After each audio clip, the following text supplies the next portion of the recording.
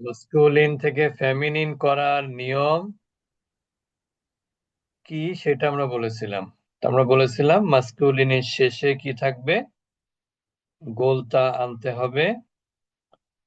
আর মাস্কুলিনের শেষ অক্ষরে যে হরকত ছিল ওই হরকতটা কোথায় চলে আসবে, গোলতায়ের উপরে।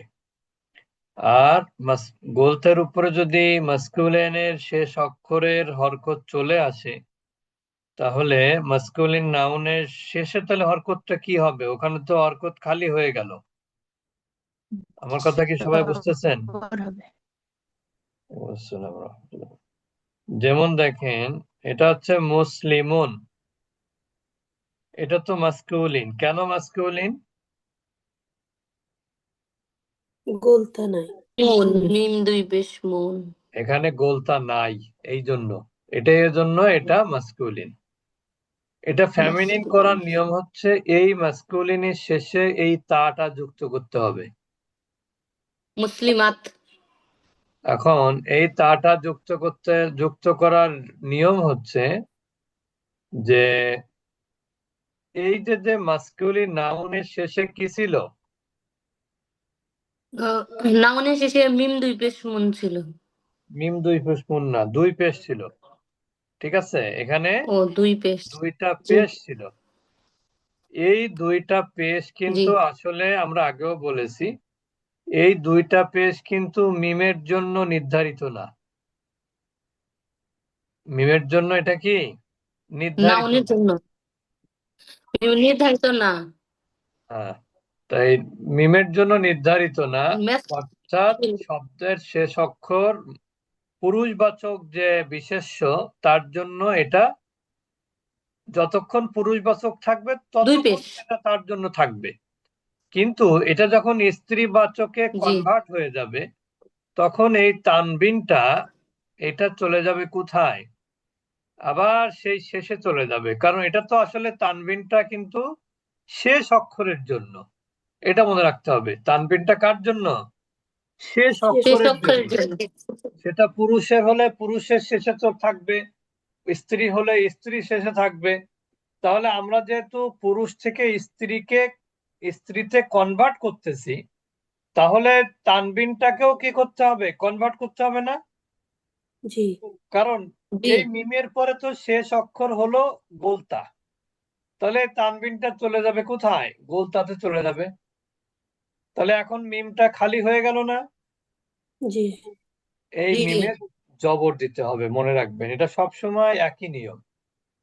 যেমন দেখেন, তলিবুন, তলিবুন শব্দের অর্থ হলো ছাত্র। এটা পুরুষ না মহিলা? পুরুষ। পুরুষ। পুরুষ। কারণ হলো কি, এর শেষে গোলতা নাই। তাহলে এখন শেষে আমরা গোলতা নাই, দুই বলতে পেশ। গেলে কি করব? তলি অলি বাতুন, তলি বাতুন। বাতু। তলি, দেখেন এই যে গোলতা, দুই পেশ চলে যাচ্ছে কোথায়? গোলতায়ের উপরে, শেষে গোলতার। শেষে। এটা হচ্ছে আসল উত্তর। গোলতায়ের উপরে বলে কোনো কথা নাই। এই তানবিনটা চলে যাচ্ছে কোথায়? শেষে। হ্যাঁ, এখন শেষের আগের অক্ষর তো খালি হয়ে গেল, তাহলে কি হবে? এখানে জবর হবে। যেমন কাফিরুন, তাহলে এটা ফেমিনিন কি হবে? কাফিরাতুন। কাফিরাতুন। মুশরিকুন কি হবে? মুশরিকাতুন। এখানে মুশরিকাতুন। টান হবে না, তাই না? টান হবে না না। না, সিঙ্গুলারে কোনো মাদ হয় না। আচ্ছা, তারপরে যদি আমি বলি তবিবুন, তবিবুন মানে হচ্ছে ডাক্তার, তাহলে ফিমেল ডক্টর কি হবে? তাবিবাতুন। তবিবাতুন। তবিবাতুন। মুহান্দিসুন মানে হচ্ছে ইঞ্জিনিয়ার, মেইল, তাহলে ফিমেল কি হবে? মুহাদ্দিসাতুন। মুহান্দিসাতুন। মুমাররিদুন মানে হচ্ছে পুরুষ নার্স, সেবক, তাহলে ফিমেল কি মুমাররিদাতুন। হবে? মুমাররিদাতুন। মুমাররিদাতুন। তুন মুমাররিদাতুন, তুন। এটা হলো কি ফিমেল নার্স। যদি বলেন মুদাররিসুন মানে হচ্ছে পুরুষ শিক্ষক, তাহলে ফিমেল টিচার কি হবে? মুদারিসাতুন। মুদারিসাতুন। মুদাররিসাতুন। সব একই নিয়ম, বুঝতে পেরেছেন তো? যে এটা জি। হচ্ছে ফেমিনিন করার নিয়ম। তাহলে আমরা শিখলাম মাস্কুলিন থেকে ফেমিনিন।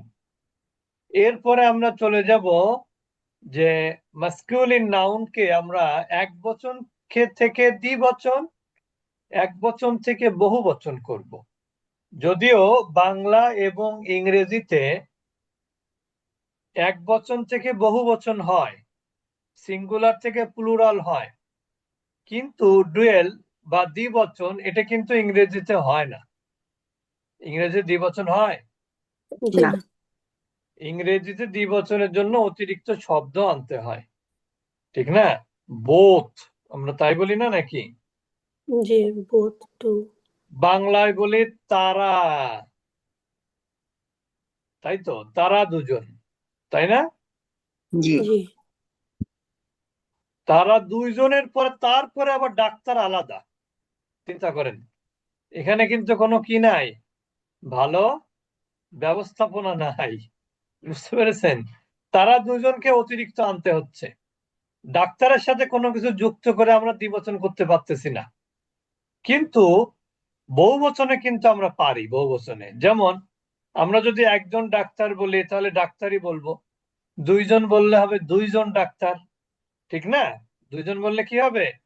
দুইজন জি। ডাক্তার। আর যদি বলি দুইয়ের অধিক তাহলে কি হবে? ডাক্তাররা। কি বলি? ডাক্তার ডাক্তাররা রা। রা। তো এই যে যে ডাক্তাররা, শিক্ষকরা, মানুষেরা, তারপরে কি আপনার হলো এই ধরনের, আপনারা যেমন প্লেয়াররা, খেলোয়াড়রা, হ্যাঁ, ছাত্র। পরিদর্শকরা, এই সব জায়গায় রা রা যুক্ত করে কিন্তু প্লুরাল করা যায়। এটা ভালো সিস্টেম, ঠিক আছে না? তারপর আবার জি। যখন বলবেন দুইজন ডাক্তার, দুইজন খেলোয়াড়, দুইজন শিক্ষক, হ্যাঁ, এইভাবে। কিন্তু আরবিতে আপনার সরাসরি দ্বিবচন করা যায়। আরবিতে কি করা যায়? সরাসরি দ্বিবচন করা যায়। যেমন দেখেন, আমরা মুসলিমুন শব্দটা যেহেতু ব্যবহার করেছি ওইটা নিয়ে আমরা দেখি। মুসলিমুন, মুসলিমুন এটা কিন্তু সিঙ্গুলার এবং মাস্কুলিন। এখন আপনি বলতে পারেন সিঙ্গুলার নাউন আমি চিনবো কিভাবে? যেখানে দ্বিবচন বা ডুয়েল নাউনের সাইন নাই, আলামত নাই, সেটাই দ্বিবচন, সিঙ্গুলার। এখন প্রশ্ন, দ্বিবচনের সাইন কি? মনে রাখবেন আলিফ মাদ। আমি আর মানে তাজবিদের পরিভাষায় শেখাচ্ছি, তাতে আপনাদের সুবিধা হবে বুঝতে। আলিফ মাদ কাকে বলে? আলিফ মাদ নুনে জের, এটা হলো দ্বিবচনের নিয়ম। এখন বলেন, এটা তো আলিফ দেখতেই পাচ্ছেন, তাহলে এটাকে আপনি মাদ করবেন কিভাবে? এর সাথে মা। খাড়া জবর দিয়ে নাকি? না না না, এটাকে মাদ করতে হলে আমরা তো মা। পড়েছি জবরের বামে খালি আলিফ, অথবা কি ও, পড়েছি? আলিফের ডাইনে জবর। এবার দেখেন মুসলিমুনটাকে দ্বিবচন করব কিভাবে? মুসলিম মান। মানি। দেখেন, এবার দেখেন আলিফ মাদ হয়ে গেল না? আমরা কি করলাম? এই পেজটাকে জবর দিয়ে মাদ করে দিলাম, তাহলে কি হয়ে গেল? দ্বিবচন হয়ে গেল। এটা সহজ পদ্ধতি, যেটা যেভাবে বুঝলে বললে সুবিধা সেইভাবে বলেছি, কিন্তু এটা কিন্তু বইয়ের ভাষা না। জি মাদের কথা কিন্তু বইতে কোথাও পাবেন না। বইতে কি আছে? এক বচনের শেষে আলিফ এবং নুনের জের। এটা কোনো সমাধান তো হলো না, ফুলফিল সমাধান হলো? এক বচনের শেষে আলিফ নুনের জের, এটা হলে কি আপনি বুঝতে পারবেন কিভাবে দ্বিবচন করবেন?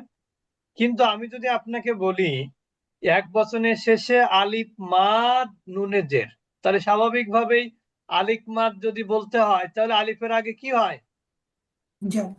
জবর হয়। আলিফ মাদ তো এরকম না যে আলিফের আগে জের হলে আলিফ মাদ হবে, আলিফের আগে পেশ হলে আলিফ মাদ হবে। এটা কি এরকম কোনো নিয়ম আছে তাজবিদে?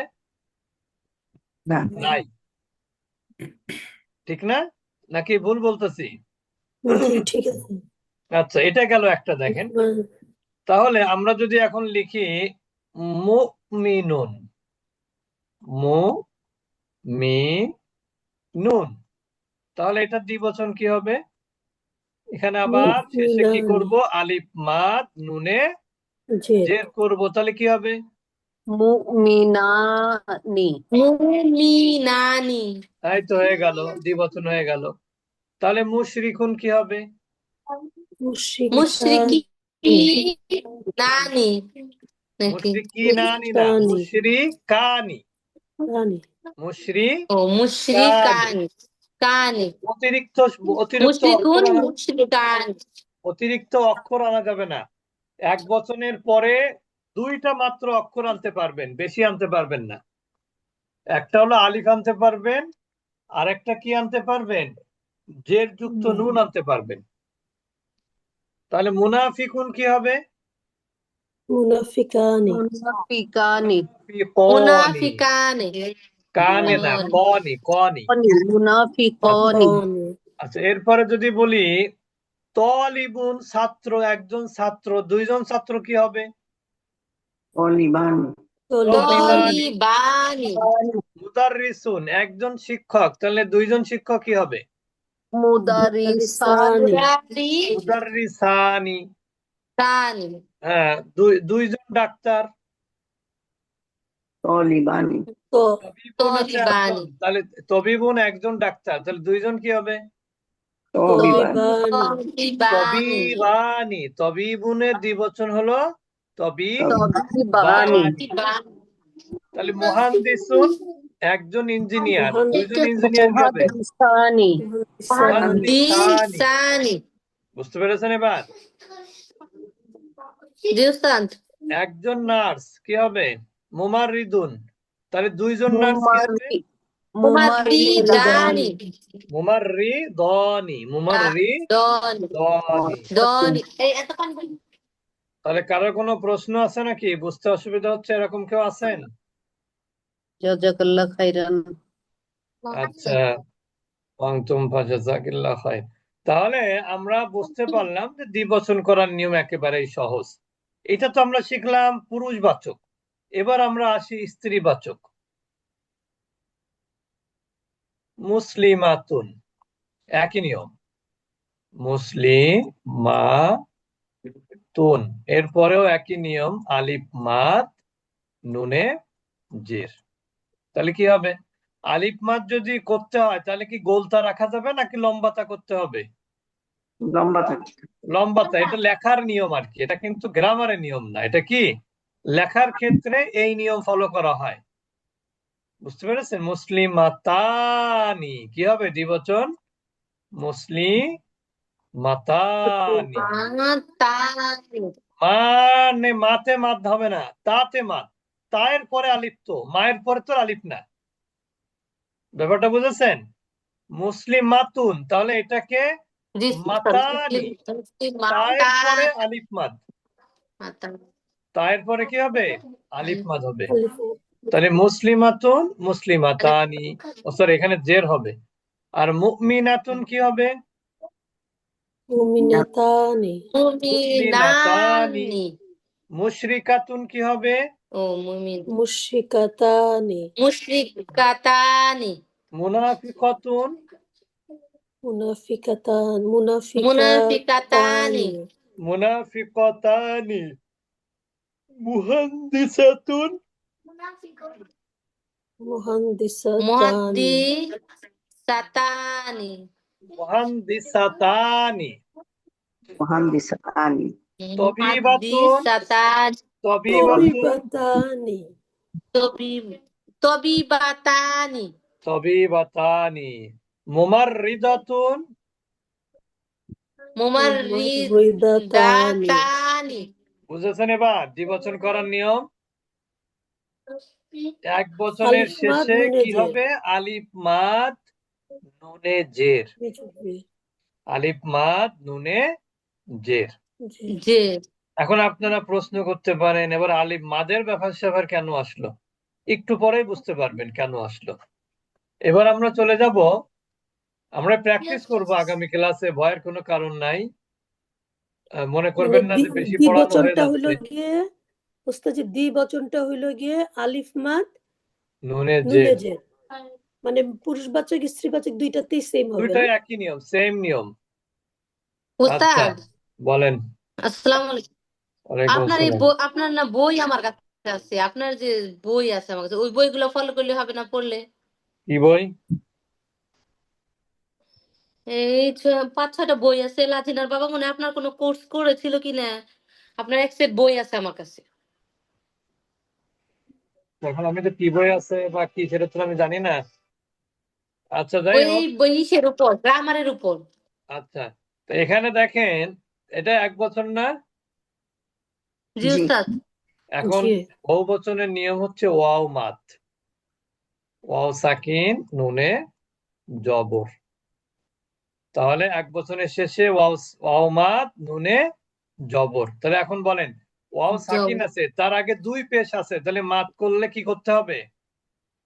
মুসলিমুনা মুসলিমুনা। এখানে 1 পেশ বাদ দিয়ে দিতে হবে।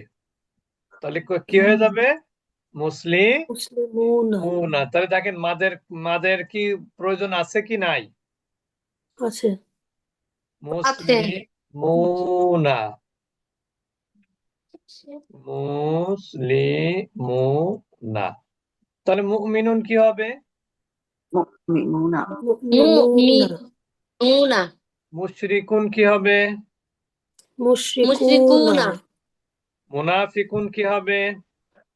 মুনাফিকুনা মুনফিকুনা মুহাদ্দিসুন কি হবে? মুহাদ্দিসুনা। মুহাদ্দিসুনা। বুঝতে পেরেছেন এবার? এটা কি জি। বহুবচন? উস্তাদ সব বহুবচন, সব বহুবচন, যা যা বলতেছি সব বহুবচন। এখন এখন যা বলতেছে কি সব বহুবচন। পুরুষ স্ত্রী দুইটাই কি উস্তাদ? না আমরা কেবল পুরুষে বহুবচন শেখালাম, এখনো স্ত্রী তো আমরা আসি নাই। আগেরটা ছিল স্ত্রী, এটা এখন হচ্ছে দ্বিবচন বহুবচন। পর্যন্ত স্ত্রী শেখানো হলো, স্ত্রী পুরুষ দুইটাই শেখানো হলো। আর বহুবচনের ক্ষেত্রে শুধু পুরুষ শেখানো হলো।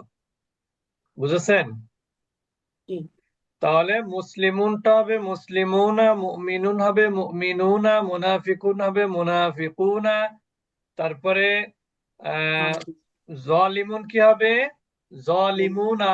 জালিমুন মানে কি? অত্যাচারী, জালিম। তাহলে বহুবচন কি হবে? জালিমুনা। সাবিরুন, এটা অর্থ কি? সাবিরুনা ধৈর্যশীল। ধৈর্যশীল। 1 বচন, তাহলে কি হবে? সাবিরুনা। বুঝতে পেরেছেন? মুহান্দিসুন কি হবে? ইঞ্জিনিয়ার। মুহান্দিসুনা, মুহাদ্দিসুনা মুহান্দিসুনা। তারপর মুমাররিদুন, একজন সেবক। তাহলে কি হবে? মুমাররিদুনা। বুঝতে পেরেছেন এবার? জি। আমরা শুধুমাত্র বাকি রাখলাম ফ্যামিনিন প্লুরালটা, ওটা একটু ভিন্ন নিয়ম, ওই জন্য আজকে আমি ওইদিকে যাব না।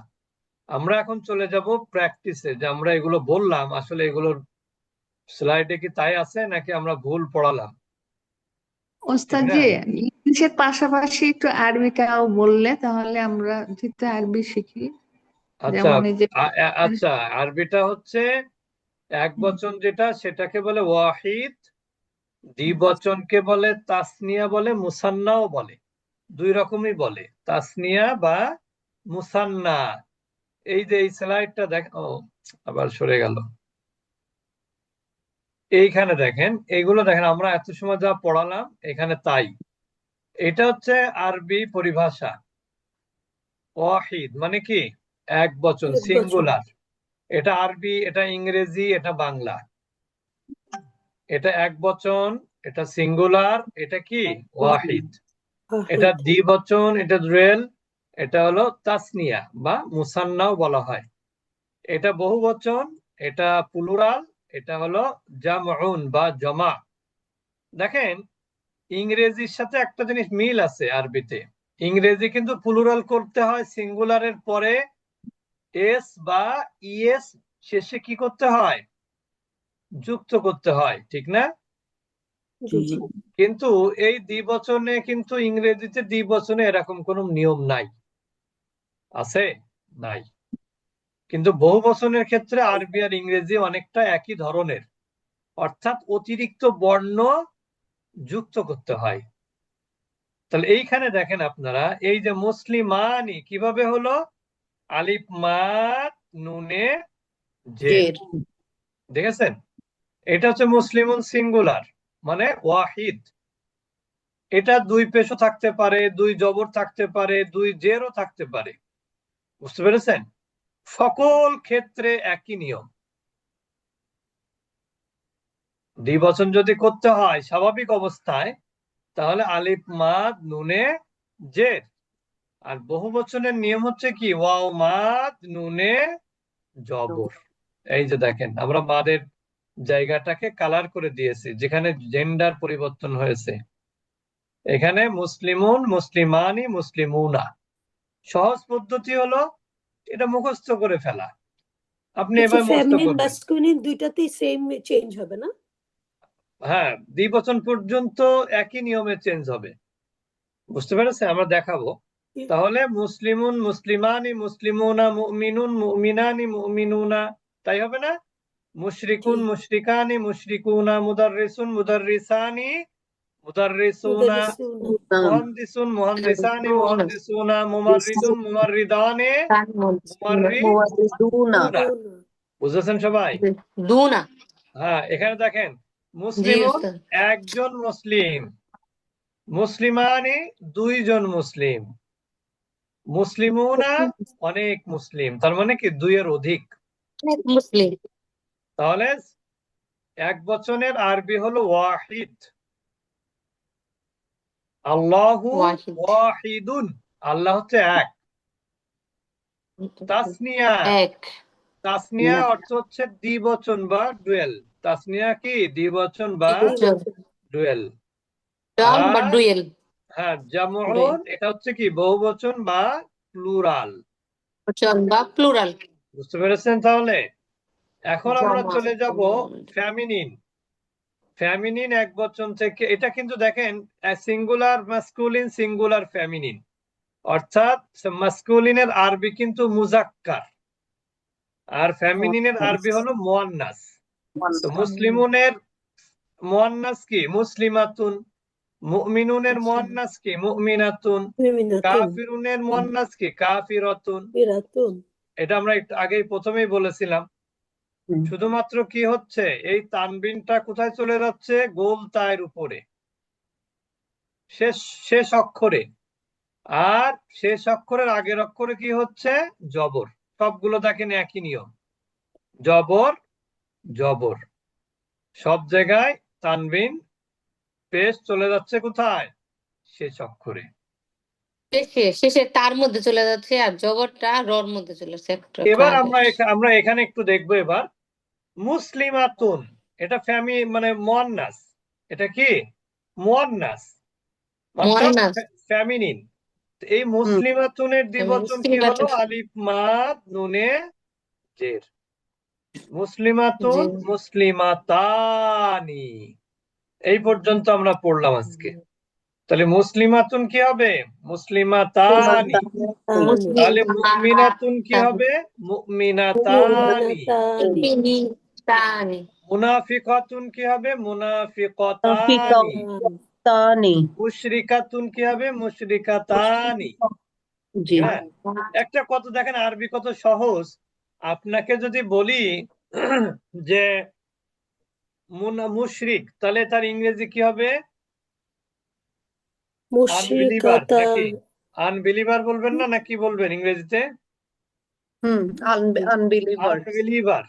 আনবিলিভার যদি বলেন তাহলে কিন্তু এটা পুরুষ বোঝাচ্ছে, ঠিক না? আবার যদি মনে করেন যে আমি আনবিলিভার বলতে পুরুষ মহিলা উভয় বোঝাচ্ছি, তাও কিন্তু অসুবিধা নাই, আছে? নাই না। কিন্তু। কিন্তু আপনি যদি স্পেসিফাই করতে চান যে আমি এখানে মহিলাই বুঝাবো, তাহলে আমরা অনেক সময় এটা অতিরিক্ত যুক্ত করে দিই, যে ফিমেল আনবিলিভার, তাই তো বলি নাকি? ওখানে কিন্তু ফিমেল আনতে হয়। আপনি কিন্তু আনবিলিভারের শেষে কোনো কিছু যুক্ত করে কিন্তু ফিমেল বানাতে পারেন না। তাহলে এই দিক থেকে কি আরবি সহজ না? জি। আপনার ওখানে সব জায়গায় ফিমেল মেল আলাদা করতে হচ্ছে যদি স্পেসিফাই করতে হয়। আর যদি ঢালাও বলতে চান, তাহলে আপনি আনবিলিভার বললেই সেখানে পুরুষও হতে পারে, মহিলাও হতে পারে। টিচার মানে কি? টিচার মানে পুরুষ টিচারও হতে পারে, মহিলা টিচারও হতে পারে, ঠিক না? মহিলা এবার টিচারও হতে পারে। কিন্তু আপনি যখন বলবেন আমার টিচার দরকার, তখন যাকে বললেন সে জিজ্ঞেস করবে কি মেল টিচার নাকি ফিমেল টিচার, তাই জিজ্ঞেস করে না অনেক সময়? জি তার মানে কি জি আপনার স্যার। ইংরেজিতে আপনার শুরুতে মেল ফিমেলটাকে ব্যবহার করতে হয় যদি আলাদা করতে চান, কিন্তু আরবিতে এই ধরনের কোনো ফাংশন নাই, বরং শব্দের শেষে মাত্র একটা অক্ষর কি করতে হয়, অতিরিক্ত আনলেই সেটা কি হয়ে যায়, ফিমেল হয়ে যায়। সেটা হলো গোলতা, সব ক্ষেত্রে গোলতা। আপনি মনে করেন না যে আমি যেগুলো বললাম এইগুলোই শুধু গোলতা হবে, এমন না, বুঝতে পেরেছেন? এইগুলোর ক্ষেত্রে শুধু জি গোলতা হবে তা না, অনেক প্রায় 90% হচ্ছে গোলতা দিয়ে ফেমিনিন, মানে ফেমিনিন করা হয়। তাহলে মানে মুসলিমাতুন স্ত্রীবাচক শব্দ সব গোলতা দিয়ে করা হবে। হ্যাঁ, তাহলে মুসলিমাতুনের দ্বিবচন কি? মুসলি মাতানি। তাহলে মাতানি, মুমিনাতুন হলো মুমি মুমিনাতুন তানি। মুমিনাতানি, মুনাফিকাতুন এটা কি হবে? মুনাফিকাতুন মুনাফিকাতানি। তা ঠিক আছে, আমাদের আবার 9টায় ভাইদের ক্লাস আছে, আমরা বেশি আজকে পড়লাম না, শুধু একটা রেখে দিলাম, ফেমিনিন প্লুরাল যেটা সেটা রেখে দিলাম। ওস্তাদ বলেন। আসসালামু আলাইকুম। ওয়ালাইকুম একটু আমি আসসালাম। বলি 70%-এরও তো ক্লাস শুরু হয়েছে না? এর সবই নতুন ক্লাস হবে, এটাও যেমন নতুন, ওটাও নতুন ক্লাস শুরু হয়েছে, ওটা শনি রবিবারে হয় একই আচ্ছা টাইমে, টাইম সেম, শুধু ডে ভিন্ন। তাহলে তো রেকর্ডিং পাওয়া যাবে তো না? হ্যাঁ হ্যাঁ, রেকর্ডিং পাওয়া যাবে, আমরা আমাদের রেকর্ড প্রত্যেকটা ক্লাসের রেকর্ড আমরা গ্রুপে দিয়ে দিই যদি ভুলে না যায় আর কি। আচ্ছা ঠিক আছে, জাজাকাল্লাহ।